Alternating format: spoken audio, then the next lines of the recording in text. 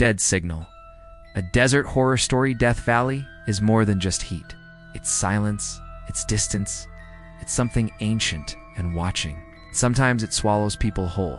In the spring of 2016, a man named Mark Halden vanished in that silence. Mark was a 39-year-old satellite technician who took pride in working alone. No crew, no distractions, was methodical, a perfectionist. His job this time was simple on paper. Install a temporary satellite signal booster near an isolated communications tower 30 miles northwest of Furnace Creek. He would spend 3 days in the field. Check in every few hours by radio and return. Nothing unusual, nothing to fear, until everything went quiet. Day 1, the arrival. Mark arrived early in the morning.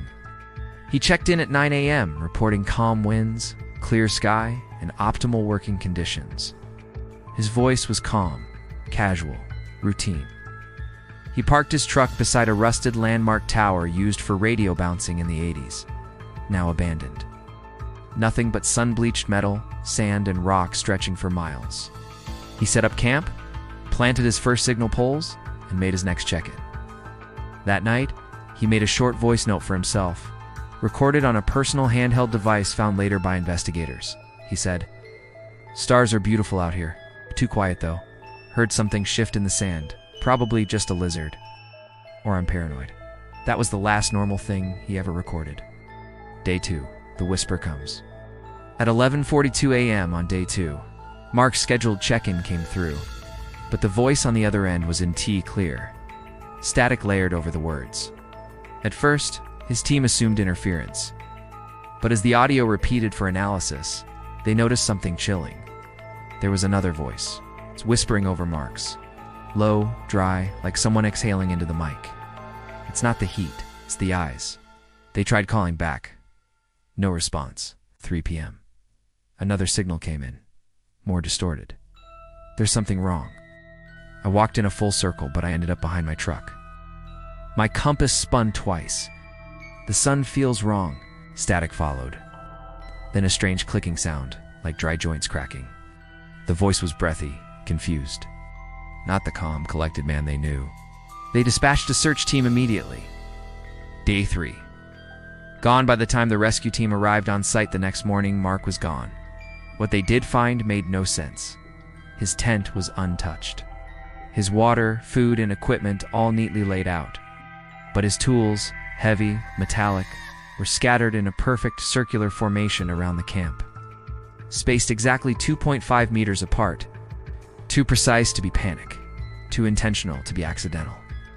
His boots were placed side by side at the center, as if he stepped out of them. But Mark's footprints were nowhere. Only wind-blown sand. That's when they found the final recording. The last recording on a solar-powered field mic attached to his dish. There was a 34-second audio clip. Experts later confirmed it was not a transmission but a local recording. His voice, but cold, strange, said, "They're in the ground, I know it now. They breathe when I breathe. They listen through my eyes." A long pause. Then, I can see them. Not shadows, not people. They wear my face. The audio ends with the soft sound of dry footsteps. In silence. The satellite dish behind him continued to transmit a loop of that final phrase for 72 hours before it shorted out. Aftermath, the official report called it an environmental disorientation incident. Privately, two rescue workers resigned. One claimed he saw his own reflection blink at him in Marquez's solar panel while he was in T-moving. No trace of Mark Halden was ever found. No remains. No blood. Not even a button from his shirt. The hikers in that region of Death Valley now report hearing faint radio static in the wind, even when they have no devices. One camper said, "I heard someone whisper my name through the rocks, and I hadn't told anyone where I was going."